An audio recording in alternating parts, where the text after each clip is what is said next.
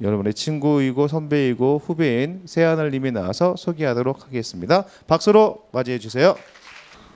안녕하세요. 중학교 3학년 새하늘 김민서입니다. 저는 김혜영 작가님께서 쓰신 청춘아 가슴 뛰는 이를 찾아라에 대해 읽게 되었습니다. 이 책은 130cm의 작은 키, 척추장애, 불편한 양쪽 다리를 가지고 인생에 닥친 고난에 굴하지 않고 세계를 누비며 국제사회복지사로 활동하는 김혜영 작가님이 들려주는 인생 이야기입니다. 상황과 환경을 주변의 탓으로 돌리지 않고 배우고 익히며 뛰어들어 도전하는 그녀의 삶은 제 자신을 돌아보게 하기에 충분했습니다. 앞에서 말한 다양한 외적 어려움들, 사실 그녀가 가진 스펙은 그야말로 바닥이었습니다. 자칫 자신의 상황을 비관해도 혹은 열심히 살지 않아도 누구나 이해할 수 있는 이 상황을 저자는 기회로 삼고 살아왔습니다. 그다지 힘들고 암담한 현실도 아닌데 비교의식에 사로잡혀 왜 하필 나인가 라는 생각이 가득한 나와 우리의 심장을 쿵쾅거리게 하는 책입니다. 왜 우리 집은 이 모양인가?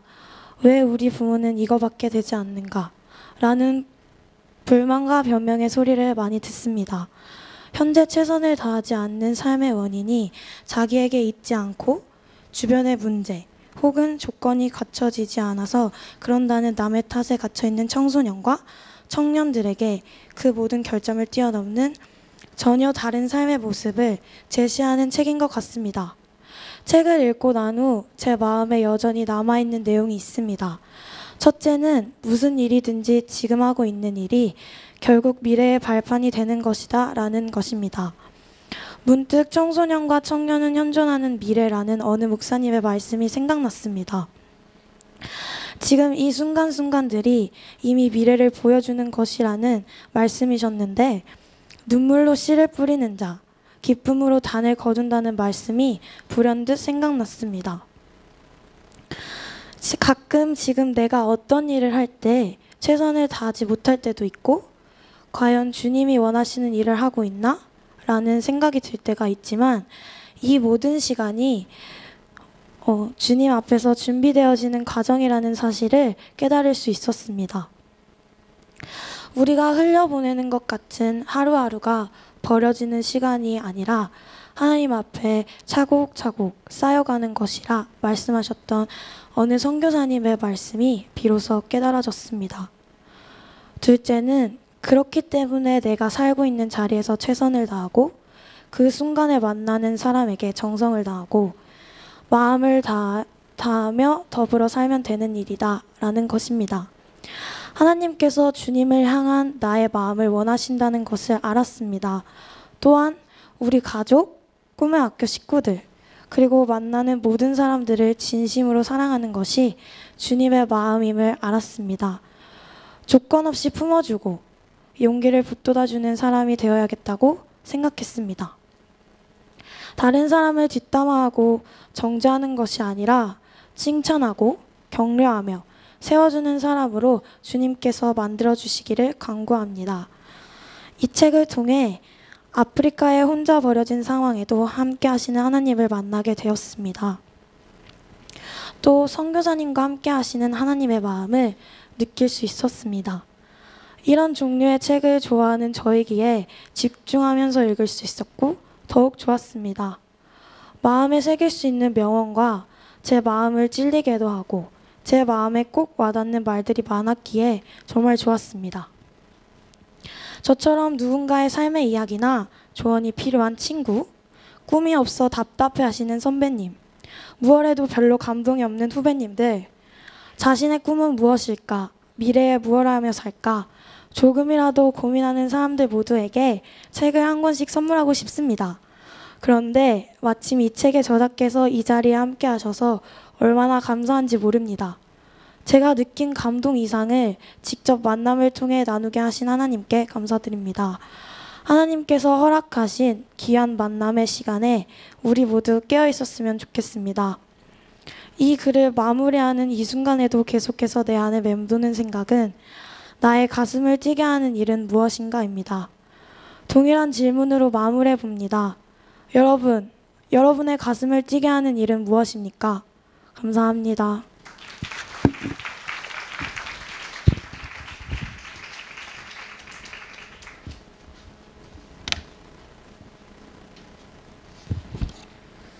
네, 우리 세아를님이 얘기했죠. 예, 무슨 일을 해도 감동이 없는 후배님들 깨어 있으시라고. 꿈이 없어 답답해하시는 선배님들, 네, 잘 도전이 되는 시간이 됐으면 좋겠습니다. 자, 드디어 오셨으면 오시다가 차가 펑크가 나가지고, 예, 항상 우리 꿈이 학교는 다양한 스토리가 만들어집니다. 중간에서 만나서 무사히 모시고 왔습니다. 제 꿈의 학교 43회 초청 토론 강사님을 소개하게 돼서 영광이고요. 예, 우리 김혜영 선교사님을 박수로 환영하겠습니다. 나와주세요.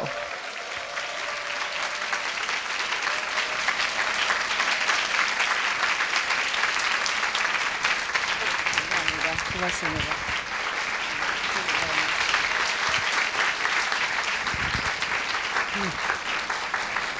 네,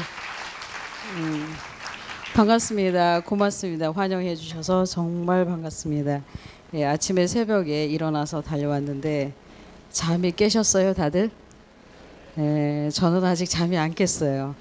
예, 케냐에 살고 있는데 케냐 시간으로 지금 새벽 3시. 예, 우리 같이 다 자는 게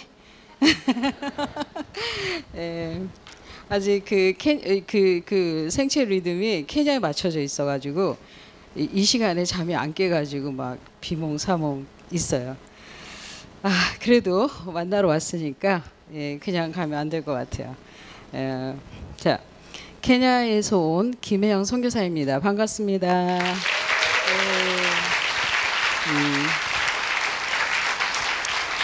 아, 3년 전에 김미경 쇼라는 그 토크쇼에 출연한 때 그때 받은 환영에 버금가는 예, 환영의 박수를 지금 받았습니다. 너무 고맙습니다. 저는 오늘 저녁에 밤 10시까지 인천공항으로 가야 합니다. 그곳에서 이제 케냐로 새벽 비행기로 케냐로 돌아갑니다. 그래서 오늘 한국에서 3개월 동안 이제 일정을 진행하고 돌아가는 날 여기 서산에 오게 됐습니다. 그래서 이제 케냐 돌아가기 전에 이제 여러분한테 강연하고 빠이빠이 하고 갈 거니까 어제는 울산에서 있었어요. 그 전날에는 김해에 있었고, 그래서 이렇게 전국 이렇게 돌다가 서산에 왔어. 너무 반갑습니다, 여러분. 제가 알고 있기로는 여러분들이 공부를 마치면 검정고시를 치게 되나요? 선배. 검정고시로 중고등학교 마쳤어요. 자, 여러분 5년 동안 열심히 학교 다녀야 되는 거예요? 6년 동안 다니시는 거죠? 저는 형편상 1년 만에 다 바쳤어요. 중학교 과정 5개월 학원 가고 고등학교 과정 7개월 야간 학원 가서 검정고시 다 패스했어요. 시간을 5년쯤 벌었어요. 자, 제가 그때 검정고시 할 때는 불우한 청소년들이 중고등학교를 못 갔어요. 그래서 그 사람들을 위해서 만든 제도였어요. 근데 지금은 입장이 바뀐 것 같아요. 내가 봤을 때 여러분은 전혀 불우해 보이지 않아요. 이게 무슨 사건이지?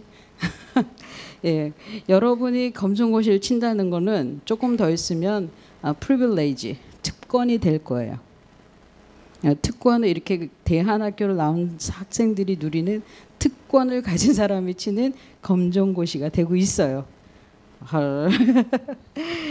어쨌든 지금 하고 있는 전 과정에서 정말 많이 배우고 깨닫고 그렇게 가게 되길 바랍니다. 저는 그 134cm의 키를 가지고 있습니다. 우리 민서 학생이 4cm를 잘라 먹었어요. 기분 나빴어. 겨우 큰 키인데 내가 정말 열심히 커서 134cm가 됐는데 우리 민서 학생이 130cm라고 그랬어요. 기분이 막 나빠졌어요. 자, 134cm 키를 가지고 있어요. 그래서 별명이 작은 거인이에요. 여러분 동의를 안 해. 근데 내 얘기 1시간 듣고 나면 아마 그렇구나라고 동의할 수 있을 거예요. 근데 키가 굉장히 작은 사람인데 사실 여기 이거 마련해 주셔가지고 키 그렇게 안 작아 보이죠? 예, 얘 때문에 제가 지금 키 커 보이고 있어요. 키는 굉장히 작은데 살아온 얘기를 들어보니까 정말 거인 같아 라고 해서 제가 붙인 별명이 아니에요. 대한민국 국민들이 붙여주셨어요. 예, 저는 한마디로 국보급 인사다. 예, 그래서 저는 그 별명을 되게 마음에 들어 하고 있어요. 네, 처음부터 이 별명이 마음에 들었을까요? 전혀. 예, 처음엔 정말 마음에 안 들었어요. 좋아하지도 않았고 이런 별명이 생길 거라고는 생각도 하지 않았어요. 근데 지금은 저는 제 키를 좋아할까요, 싫어할까요? 답이 있는데 왜 말 안 하지? 예, 저는 제 키를 굉장히 좋아해요. 왜냐하면 할 수 없어. 지금부터 크게 할 수도 없고 줄일 수도 없단 말이에요. 그렇죠? 예, 여러분은 지금 막 키가 커가고 있겠지만 나는 더 이상 클 수가 없어요. 그래서 이 키를 싫어할 수 없어. 그럼 어떡하죠? 좋아하는 거예요. 근데 보니까 이 키가 나한테는 딱 맞아. 생각하니까 지금보다 더 컸으면 요만큼 더 컸으면 이 아침에 여러분 앞에 강사로 오지 않아요. 예, 막 파마 막 해가지고 애기 막 키우는 아줌마가 돼 있을 거예요. 예, 내 키가 더 작았으면 당연히 여기 오지 않아요. 다른 어떤 또 다른 인생을 살게 될 거예요. 근데 내가 가진 이 키가 나에게 딱 맞았기 때문에 이 아침에 여러분 앞에 강사로 선교사로 와 있게 되는 거예요. 그래서 지금은 이 키가 내 마음에 들고 내 거구나, 나의 삶이구나 그렇게 받아들이고 있어요. 자, 사람들마다 사연이 있어요. 여러분들이 이 세상 어딘가에서 나고 자라다가 오늘은 여기 이 학교에 다 모여 있잖아요. 예, 다 사연이 있어서 여기 와 있는 거예요. 저도 키가 이렇게 생긴 거 이만큼 자라게 된 거는 이유가 있지 않을까요? 예. 그 이유가 정말 어처구니가 없는 이유예요. 제가 이 세상에 태어났어요. 저는 한국에 태어나고 싶지 않았어요. 그리고 이 세상에 태어나고도 싶지도 않았어요. 근데 태어나졌어요. 그리고 태어나고 보니까 뭐예요? 여자예요. 근데 제가 태어난 지 3일째쯤 되는 날, 그러니까는 3 days old. 그렇죠? 3일째 됐을 때쯤에 우리 이모, 삼촌, 고모님들이 아기가 태어났으니까 축하한다고 이제 막 미역을 사갖고 오셨어요. 그런데 제가 태어났을 때부터 제가 정말 마음에 안 들었던 저희 할아버지께서 막 화가 나신 거예요. 아니 이놈의 쓸데없는 기집애가 태어났는데 왜 쓸데없이 돈을 쓰고 그래? 그러면서 막 이모 삼촌님한테는 막 야단을 치신 거예요. 그러니까 옆에 계시던 젊은 저희 아버지께서 또 화가 나신 거예요. 기분이 나쁘잖아요. 그래가지고 그 3 days old 3일 된 저를 갖다가 홧김에 이렇게 던지셨어요. 이렇게 떨어졌다고 그러더라고요. 옛날 시골집들은 마루하고 마당이 1m 정도 높아요. 아기가 이렇게 떨어진 거죠. 그래서 이제 한 2개월, 3개월 지나고 나니까 이제 제 척추가 잘못 자리 잡은 거예요. 그래서 척추 장애인이 됐어요. 제 잘못이에요? 자, 제가 이 세상에 태어났어요. 제 잘못인가요? 예, 제가 여자로 태어났어요. 제 잘못이에요? 예, 제가 장애인이 됐어요. 제 잘못이에요? 근데 놀랍게도 제 잘못이었다는 거예요. 우선 저희 어머니가 이놈의 기집애 너는 잘못 태어났어 라고 저한테 계속 그렇게 말씀하셨어요. 너는 태어나지 말았어야 해. 제가 막 6, 7살 때부터 계속 들었어요. 이제 막 맑게 알아들을 때부터 저희 엄마가 너는 잘못 태어났어. 이놈의 쓸데없는 기집애 태어나지 말았어야 돼. 그렇게까지 말씀하시면 괜찮은데 저희 어머니가 또 이놈의 기집애 나가 죽어버려. 근데 그 얘기를 어린 시절 초등학교 내내 들었어요. 근데 어머니가 이렇게 말씀만 하시면 좋은데 이게 어르신들이 이게 같이 따라오는 게 있어요. 뭐죠? 네. 저를 또 볼 때마다 또 막 때리시고 막. 근데 어르신들 화나면 여러분의 부모님들은 어떤지 모르겠어요. 저희 때는 부모님들이 화나면 그냥 때리지 않았어요. 옆에 잡히는 대로 막 들고 때려요. 빗자루 막 바가지 막. 그리고 정말 많이 엄마한테 맞았어요. 근데 저는 저희 어머니만 그런 줄 알았더니 저는 동생이 4명이 더 있는데 동생 4명도 저를 굉장히 부끄러워했어요. 그래서 친하게 자라지 못했어요. 제가 7살 때 저희 어머니가 사고로 머리를 다치셨어요. 그래서 정신 이상이 오셨어요. 그래서 일상생활을 할 수가 없었어요. 그러니까 막 이 증세가 시작되시면 하루 종일 이렇게 방의 구석에서 벽을 보고 중얼중얼 하셨어요. 그래서 초등학교 내내 저는 동생들을 씻기고 밥하고 빨래하고 학교 갔다 오고. 왜냐하면 엄마 대신 어머니가 그 일을 못 하셨어요. 그래서 9살 때부터 10살 때부터 열심히 일을 했어요. 열심히 일을 해도 저희 어머니는 이제 막 이렇게 정신이 오락가락 하시니까 그때마다 이제 어머니의 모든 불행이 저 때문에 생겼다고 믿으셨어요. 그렇게 초등학교 겨우 마치고 나서 14살, 초등학교 마치면 14살이죠. 예.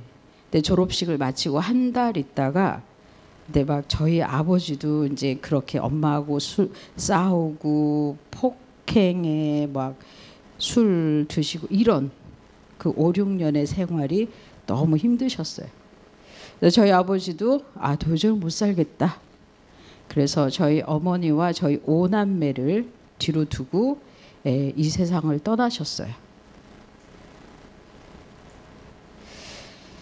저희 아버지께서는 자살해서 돌아가셨어요. 그래서 그때 제가 현장에 있었고 그 일들을 다 기억하고 있어요. 그래서 저희 어머니께서는 이제는 아버지까지 돌아가시니까 그 모든 불행한 일이 저 때문이라고 믿으셨어요. 그래서 이제는 막 때리고 욕하는 게 아니라 저를 죽이려고 하셨어요. 왜냐하면 어머니도 쟤만 죽으면, 쟤만 없어지면 그 어머니의 모든 불행이 끝날 거라고 생각하신 거예요. 그래서 14살 때 가을 9월 달에 그렇게 어머니한테 어느 날 집을 쫓겨났어요. 정말 가출을 했어요. 왜냐하면 어머니가 저를 너무 많이 때리니까 막 또 저를 죽이려고 하시고 그러니까 집에 있을 수가 없었어요. 그래서 가출을 해서 막 갈 데 없잖아요. 갈 데 없었는데 다행히 한의원 집에 가정부로 가게 됐어요. 그게 14살 때의 저의 형편이었어요. 그래서 14살 때 저는 여러분 상상할 수 없는 죄를 가지고 있었어요. 어떤 죄냐면 이 세상에 태어난 죄. 태어났는데 잘못 태어났다는 거예요. 그 다음에 여자로 태어난 거. 그 다음에 장애인이 된 거. 어머니를 아프시게 한 거. 아버지를 돌아가시게 한 것. 그게 저의 죄목이었어요. 그래서 그 14살 때 저는 내가 왜 키가 작어? 나는 왜 중학교 못 갔어? 나는 왜 이상하게 생겼지? 그런 고민할 틈이 없었어요. 그 대신 제 마음에 굉장히 크게 자리한 2가지 질문이 있었어요. 그게 뭐냐면 내가 정말 잘못 태어났나? 도대체 누가 나를 만들어서 이 세상에 보내줬나? 그 사람을 알면 가서 따지고 싶은 거예요. 그런데 저를 낳아주신 엄마가 너를 잘못 태어났다 그러니까 엄마가 아닌 다른 누군가가 저를 만들어줬을 거 아니에요. 정말 고민이 많았어요. 도대체 누가 나를 만들어서 이 세상에 보냈는가? 만약에 제가 원해서 이 세상에 올 것 같았으면 오지 않았을 거예요. 어려서부터 그 14살 때까지 살았던 인생을 돌아보니까 너무 불공평하고 불합리하고 비합리적이고 비논리적이고 너무 이상한 거예요. 그래서 도대체 누가 나를 만들어서 보냈는가. 또 하나는 도대체 내가 뭘 잘못했나. 14살 때까지 살았는데 죄가 너무 많은 거야. 사람들은 다 나보고 뭐라고 그러는 거예요. 난 집에서만 그러는 줄 알았더니 사회생활을 시작하니까 더 심해. 그래가지고 내가 도대체 이 세상에 무슨 잘못을 했는가. 이것이 어린 저의 질문이었어요. 가정부 일을 할 때 제가 했던 정말 잘한 일은 한 10개월 정도 일을 했는데 그곳에서 천자문을 깨우쳐서 나왔어요. 혼자 막 공부해가지고. 그리고 나서 직업학교에 가서 기술을 배우게 됐어요. 무료 직업학교에서 6개월 동안 직업교육을 받았어요. 근데 직업교육을 받을 때 배운 기술이 편물 과정이었어요. 여러분의 지금 베스트 다 입고 있죠? 조끼. 그거 만드는 기술이에요. 그리고 그 학교에서 저는 인생에서 굉장히 중요한 일을 경험했는데 그것은 제가 그곳에서 예수님을 영접하고 믿게 된 일이었어요. 사실 그때 저는 아무도 믿지 않았어요. 여러분 생각하기에 제가 이 세상에 누굴 믿었을 것 같아요? 아무도 안 믿었어요. 그랬는데 그곳에 학교에 계신 선생님들이 저를 굉장히 이렇게 뭐라 그러죠? 사람 대접해 주셨어요. 그리고 예수님을 믿고 살아갈 수 있도록 계속 전도를 해주셨고 그것을 받아들이게 됐어요. 그래서 15살에 제가 예수님을 믿는 기독교인이 됐어요.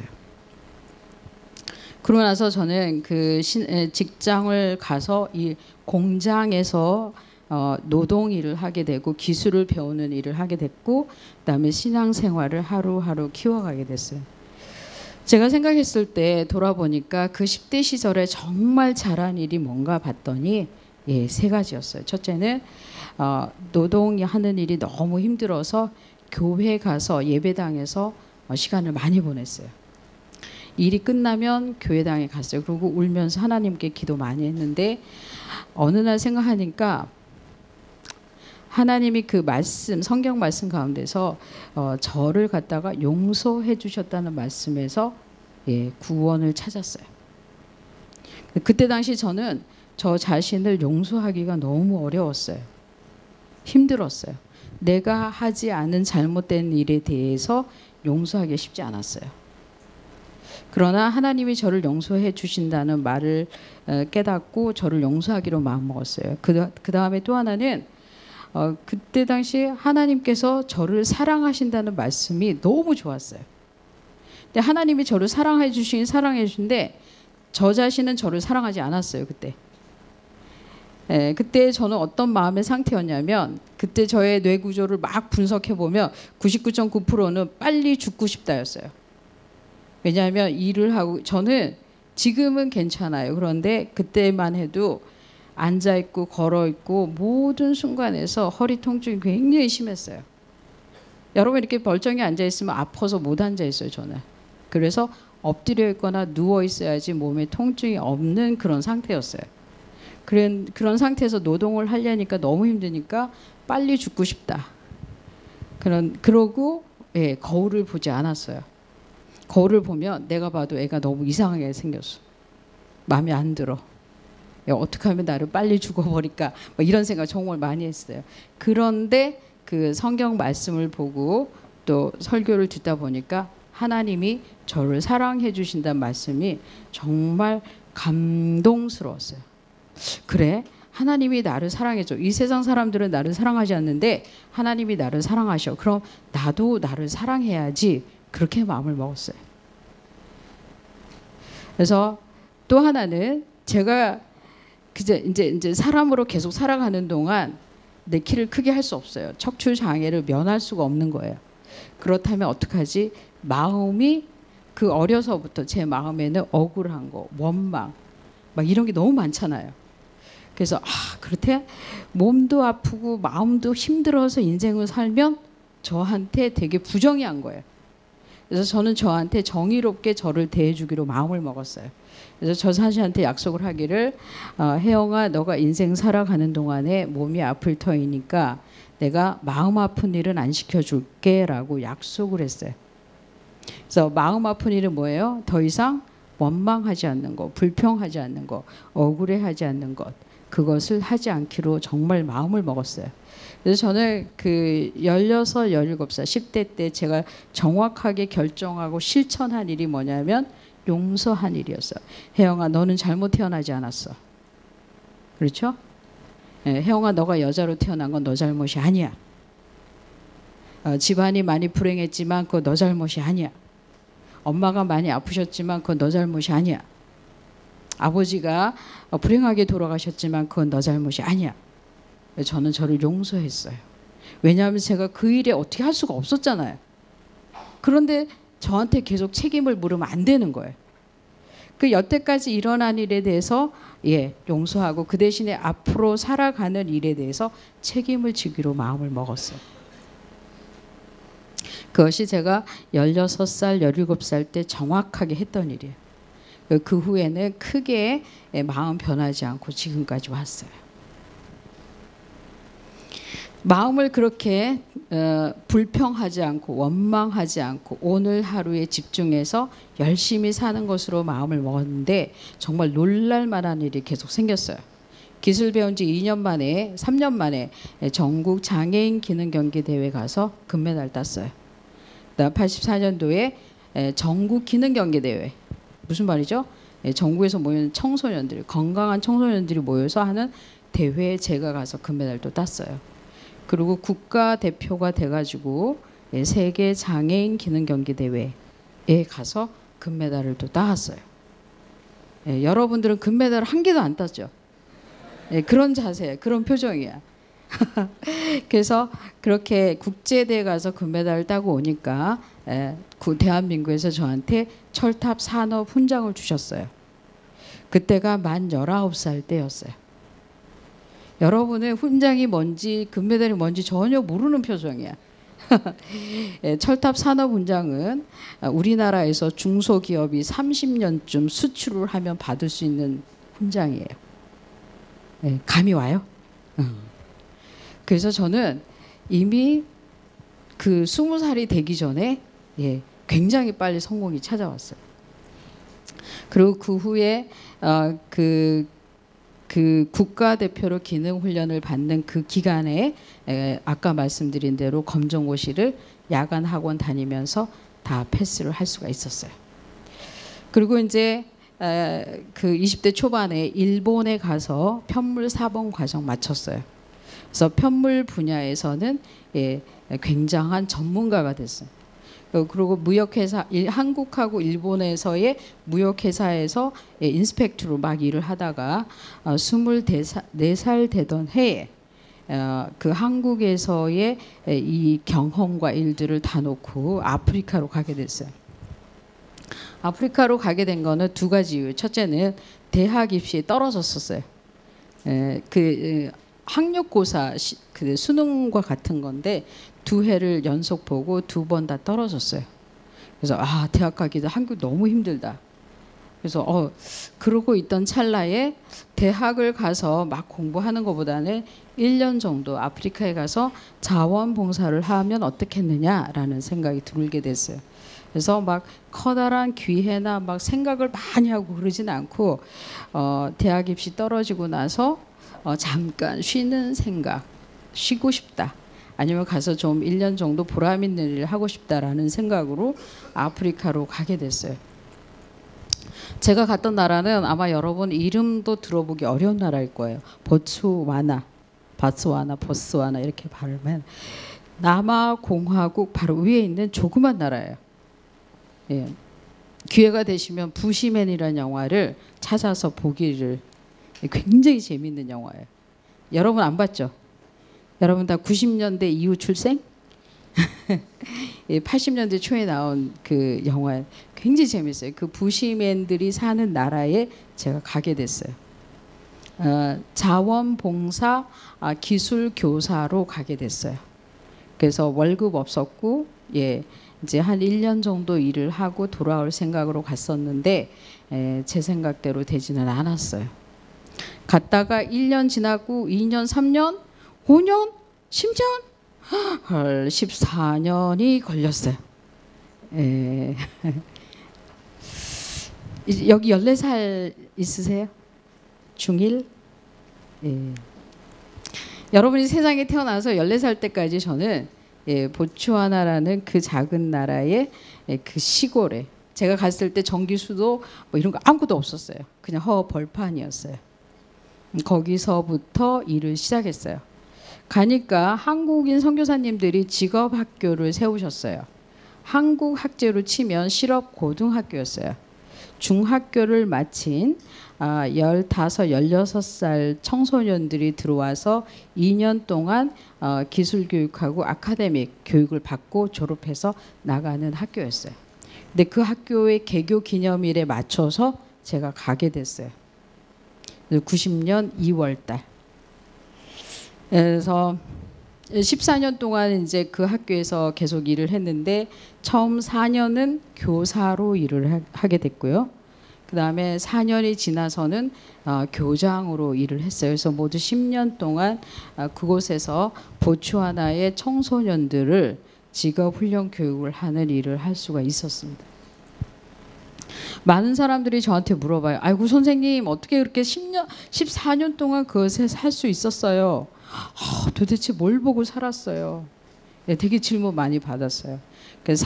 거기서 살고 있을 때는 잘 몰랐는데 나중에서야 내가 그 이유 때문에 살 수 있었구나 라고 알게 된 게 있어요. 첫째는 기술자로서의 보람이 굉장히 컸어요. 한국에서는 제가 막 금메달 따고 알아주는 기술자였지만 뭐죠? 경쟁해야 돼요. 그리고 기술자들이 굉장히 많아요. 무슨 얘기죠? One of them. 이 정도 영어 안 돼요? 그 많은 기술자들 중에 한 명이었어요.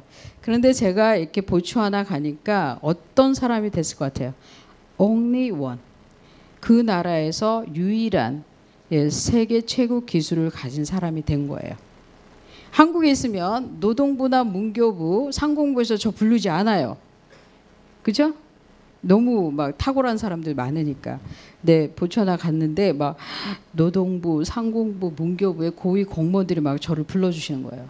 저를 찾아오시는 거예요. 무슨 얘기죠? 기술을 가르쳐 주십시오라는 얘기죠. 제가 그 10년 동안 배운 고급 기술을 그 나라에 하나하나 가르쳐 갈 수가 있었어요. 그래서 그런 보람이 굉장히 컸어요. 또 기술은 1년만 가르쳐주고 올 수가 없어요. 1학년이 2학년 되고 졸업하면 직업을 갖고 기능 시험 제도를 만들고 교과서를 만들고 그런 일은 세월이 걸리는 작업이었어요.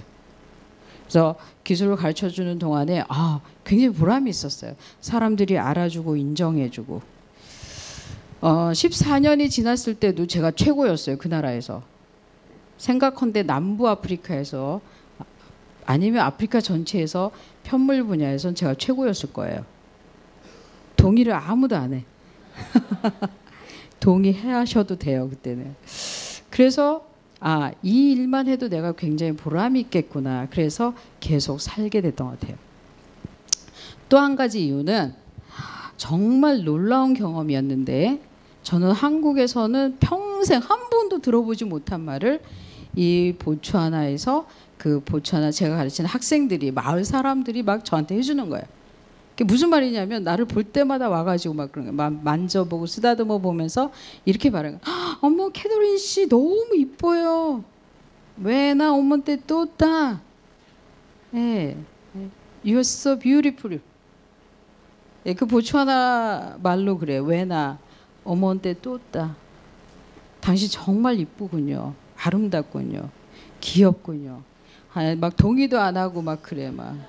뭐 저나 막 그런 거야.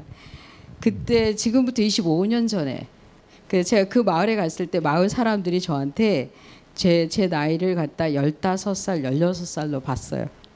그래서 교사로 보지 않았어요. 믿어주세요.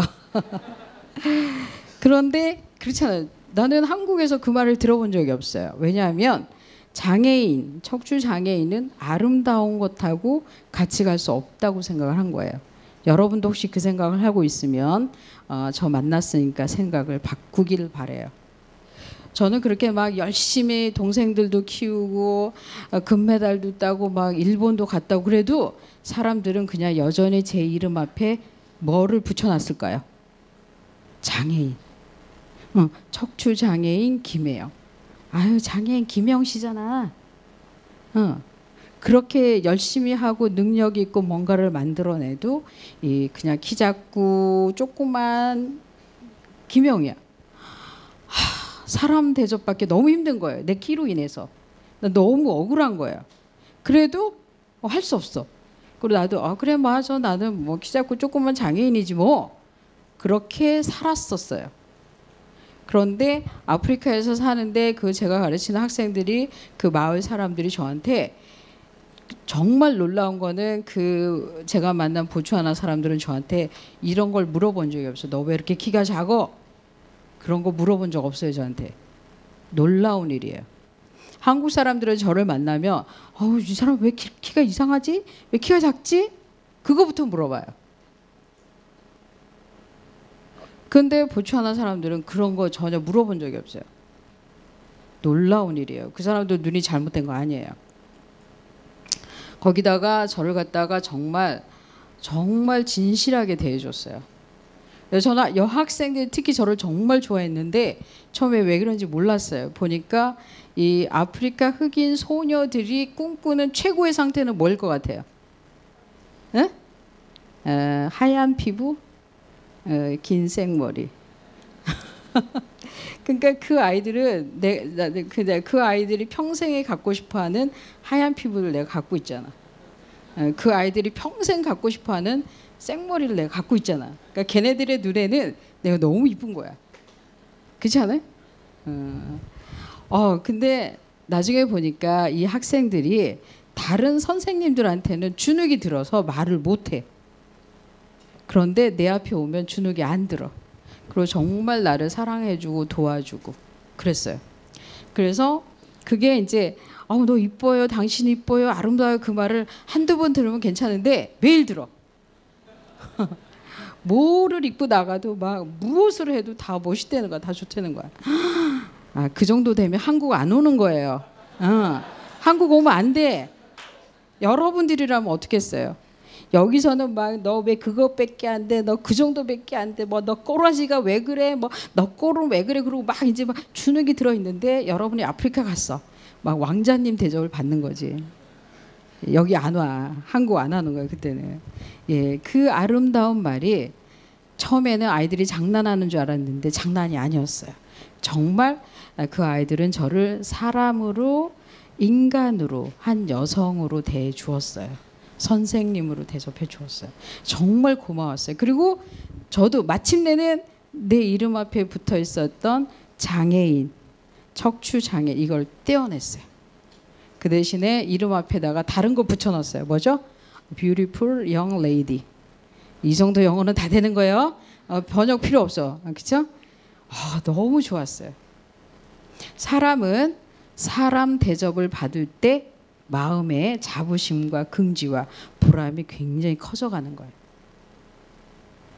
근데 제가 그랬어요. 한국에서 막 금메달 따고 막 알아주고 그래도 사람들이 저를 사람답게 대접해주지 않았는데 세상에 그 아프리카 먼 나라 갔더니 그 사람들은 제가 막 금메달 따고 막 훈장 받고 이런 거 중요하지 않았어요. 그런 거는 그 사람들 뭔지 몰랐어요. 그래서 그 대신 그 사람들은 저를 사람으로 정말 진실한 사람으로 대해주었어요. 그것이 정말 고맙고 돌아보면 돌아볼수록 생각하면 생각할수록 정말 고마웠어요. 그리고 또 하나는 이제 4년 교사로 막 일을 했는데 저보다 먼저 가서 그 학교를 세우고 막 그 설립했던 먼저 가신 분들이 다 떠났어요. 이런저런 이유로 다른 나라로 가고 중국으로 가고 막 한국으로 가고 다른 어떤 분은 하늘나라로 갔어요. 4년 지나니까 그 직업 학교에 저 혼자 남게 됐어요. 헐, 예, 그런 경우 어떡하죠? 보따리 싸들고 집으로 한국으로 저도 와야 되는 거예요. 여러분들이라면 어떻겠어요? 여러분이 이제 인생의 시간을 뚝 잘라갖고 아프리카로 가서 열심히 일하고 있는데 어느 날 혼자 남아버렸어. 자, 여러분 어떻게 하시겠어요? 보따리 싸가지고 꿈의 학교로 다시 돌아와야 되는 거예요?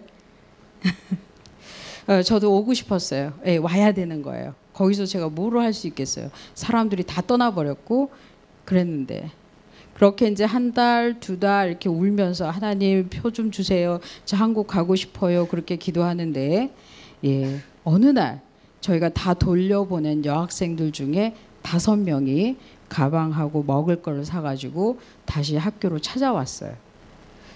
라고 아이들이 저한테 그러더라고요. Miss Kim, teach us. 그래서 저 그 기술을 계속 가르쳐 달라고 얘기를 하길래 제가 그랬어요. I cannot do anything. 나 아무것도 할 수 없어. 나 혼자밖에 없어. 나도 가야 돼. 그랬더니 그 아이들의 대답이 뭐였냐면 아니야 너만 있으면 돼.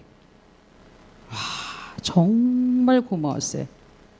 여러분들 그게 무슨 뜻인지 알겠어요? 뭔지 알겠죠? 너만 있으면 돼. 다른 사람 다 갔어도 너만 있으면 돼. 근데 그 학생들은 저를 갖다가 아유 저 선생님한테 가면 배울 것도 없어. 뭐 저렇게 조그만 선생님한테 가서 뭘 배울 거야. 그렇게 하지 않았어요. 아이들은 거기에 제가 혼자 남은 걸 알고 제가 있는 걸 알고 가르쳐 달라고 다시 찾아온 거예요. 그래서 저의 인생에서 가슴 뛰는 일을 그 순간을 하나 찾아내서 얘기를 하라 그러면 바로 그때를 이야기하고 있어요. 가장 슬픈 상황이었고 가장 암담한 상황이었고 정말 다 포기하고 이제 한국으로 돌아와야 될 그 상황이었는데 놀랍게도 제가 가르치던 그 학생들이 다시 찾아와서 선생이 되어달라 그랬을 때였어요. 이제 가슴에 이제 막 사그라드는 조그매진 마음이 막 이제 펌핑 다시 막 하기 시작한 거예요. 제가 얼마나 기뻤을지 이해가 되세요? 예. 그래서 그 학생들이 다시 찾아오는 바람에 마음을 다시 잡았고 한국으로 오겠다는 마음을 탁 접었어요. 그래 그러면은 아이들이 있으니까 한번 시작해 보자. 그래서 이제 그 학교를 다시 세팅하고 보냈던 직원들 학생들을 다 불렀어요. 그리고 한국 사람이 저밖에 없잖아요. 그죠? 한국 사람이 저밖에 없으면 뭘 해야 돼요? 교장하면 되는 거예요. 네, 우리 여기 이 학교 교장 선생님은 굉장히 많은 노력과 열심을 들여서 교장 선생님이 되셨을 테지만 저는 간지 4년 만에 학교 교장이 돼버렸어요. 그래서 그 후에 그 학교 책임자가 돼가지고 10년 동안 더 교장으로 일을 하게 됐습니다. 4년 동안에 보츠와나에 있는 동안에 한 450명 정도의 청소년들을 직업교육을 시켜서 사회로 내보내는 일을 정말 보람되게 할 수가 있었습니다. 그렇게 14년을 살고 보니까 뭔가 다른 일을 해보고 싶은 생각이 들었어요. 그게 뭐냐면 저는 보츠와나 가기 전에 대학교 시험 실패를 했잖아요. 무슨 얘기죠? 대학 교육을 받지 않았어요. 대학 교육을 받지 않은 상태에서 아프리카에서 많은 사람들을 책임지는 학교 선생 일을 하다 보니까 저의 한계가 왔어요. 공부하러 가야겠다. 나를 가르쳐야겠다. 그런 마음이 들었고 아프리카 생활을 다 접고 유학생이 돼서 미국으로 가게 됐어요. 2004년 1월 달에 저는 맨하튼에 서 있었어요. 정확한 맨하튼의 발음은 제가 들으니까 맨하튼이라고 하더라고요. 맨하탄 그러면 안 돼요. 맨하튼에 섰어요. 그때 나이가 만 38살이었어요. 여러분의 엄마 아빠 나이일지도 몰라요. 너무 늦은 나이였나요? 지금은 아니라고 하지만 아마 그때 여러분이 저를 맨하튼에서 만났으면 아마 저 사람 이상해, 저 사람 뭔가 미쳤어 라고 생각했을 거예요. 왜냐하면 이제 내일 모레가 40대 가는 사람이, 조그만 사람이 학비도 없이 대책도 없이 토플 시험도 한 번도 안 보고 미국에 유학 간다고 왔으니까 그건 정말 미친 일이었어요. 14년 동안 저는 월급을 전혀 안 받고 일을 했어요. 그러니까 돈 가지고 유학 간 거 아니에요. 그냥 갔어요. 가방 하나 들고 맨하튼에 갔어요. 예, 겉으로 보면 정말 저는 이렇게 미친 짓 같은 그런 결정을 한 거예요. 그러나 제 마음은 그것하고 달랐어요. 제 마음에는 두 가지가 있었는데, 첫째는 그 아프리카 사막에서 14년 동안 생존한 뭐죠? 어마어마한 생존력이 제 안에 있었던 거예요. 그게 어떤 힘인지 여러분 정법을 보면 아시죠? 김병만 씨 아시죠? 김병만 씨가 가지고 있는 힘이 뭔지 아세요? 생존력이에요. 그 생존력의 디그리가 강도가 어마어마하잖아요. 근데 저도 어디서 살아남았어요? 아프리카에서, 그것도 사막에서 살아남았잖아요. 그 생존력의 힘이 굉장히 강해졌어요.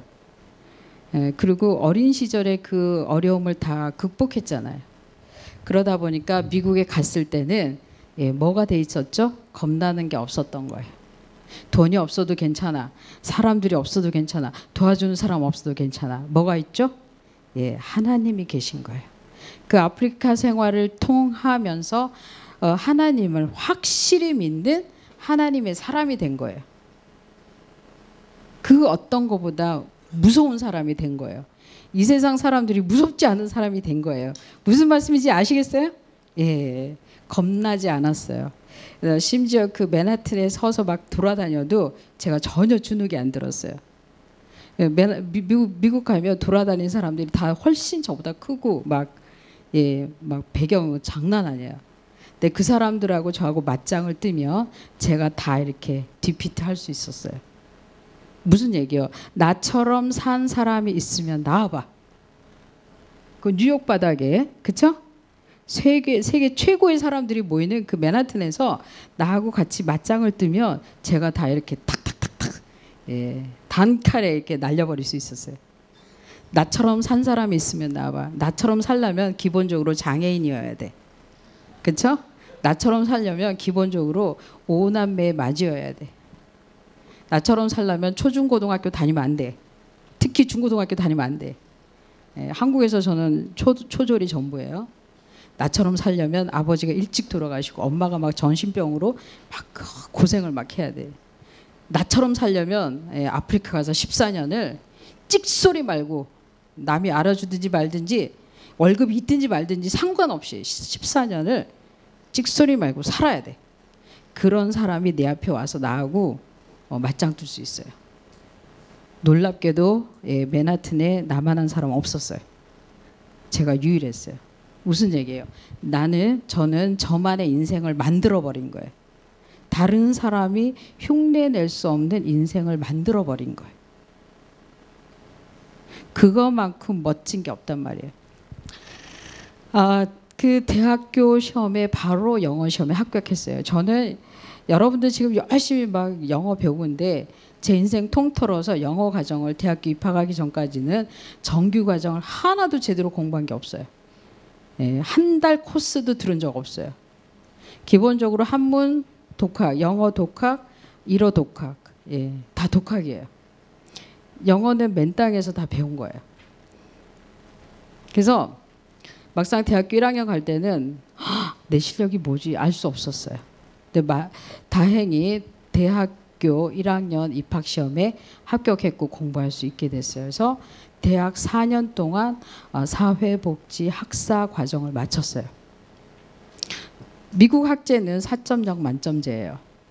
졸업할 때 저의 성적이 3.82였어요. 뭔지 몰라. 어마어마하게 공부를 잘했다는 얘기예요. 4년 동안. 최우수 학생으로 졸업했어요. 그리고 나서 1년 동안 대학원 준비해가지고 맨하튼에 있는 가장 명문 세 곳에 대학원 진학을 했고, 그중에 콜롬비아 대학원에서도 합격 통지 받았어요. 그리고 입학했고 예, 1년 만에 사회복지학 학사 석사과정 다 마쳤어요. 여러분은 제가 이렇게 석사과정까지 마쳤는데도 박수를 안 치는군요.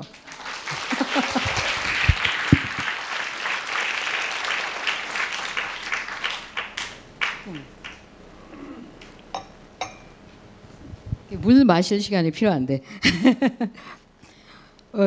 저도 정말 깜짝 놀랐어요. 1년 만에 석사를 마칠 수 있었던 것은 학부 과정에서 전공이 사회복지 학사 석사 전공이 같아서 1년 만에 석사를 마치는 과정이 미국에는 있어요. 그래서 여러분 오해하지 마세요. 김영선 교사님 막 뒷문으로 들어갔다 막 뒷문으로 나왔어 막 이런 거 아니에요. 앞문으로 들어가서 정문으로 나왔어요. 예, 저 졸업 사진이에요. 제가 그 대학원에 256회 졸업생이에요. 예, 믿어주세요. 증거 사진. 예. 여러분들 저 학교가 어딘지 모르시는군요. 들어본 적이 없어요? 헐. 예, 그럼 여러분이 아시는 미국의 유명한 학교는 뭐죠? 하버드. 그죠? 하버드 다음이 콜롬비아예요. 예, 미국에서 5번째로 설립된 대학교예요. 예, 미국 맨하튼에 학교가 있어요.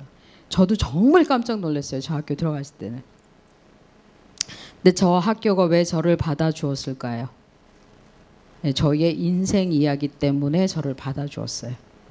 물론 그 학부 과정에 성적도 좋은 것도 있었지만 제가 인생 살아온 이야기를 에세이를 써서 입학 서류에 넣었잖아요. 그죠? 예, 4장 4쪽에 제 인생 50년 확 접어놨는데 예, 그 대학원에서 이 사람이면 우리의 학교에 와도 충분하다라고 판단해 준 거예요. 여러분이 미국에 하버드나 콜롬비아 이런 명문을 가고 싶으면 다른 사람하고 똑같이 살면 안 돼요.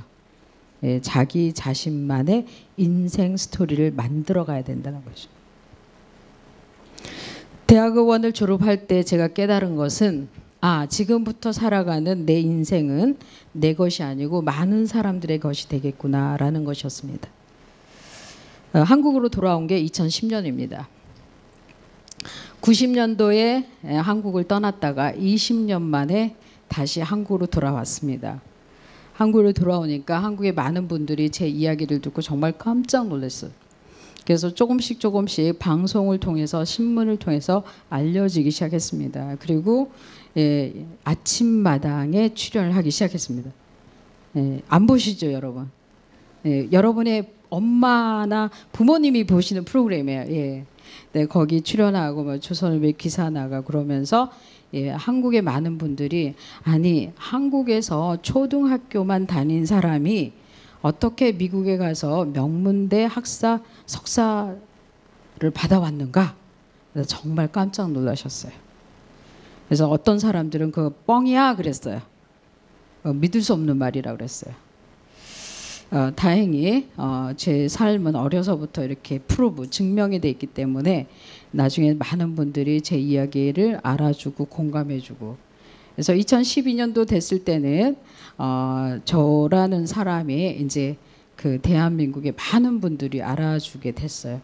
여러분들은 이제 잘 모르셨겠지만 2012년도에 청와대 초청 받아서 갔어요. 무슨 일로 갔냐면 그 해에 그 국민들이 추천해서 사회봉사 부분에서 탁월한 공적이 있는 사람을 막 추천해가지고 훈장을 주세요 하는 제도가 대한민국에 있어요. 그래서 그 해에 500명이 후보자로 올라갔어요. 근데 2사람이 훈장을 받았는데 그 중에 1명 제가 됐어요. 그래서 국민훈장 목련장을 받게 된 날이에요.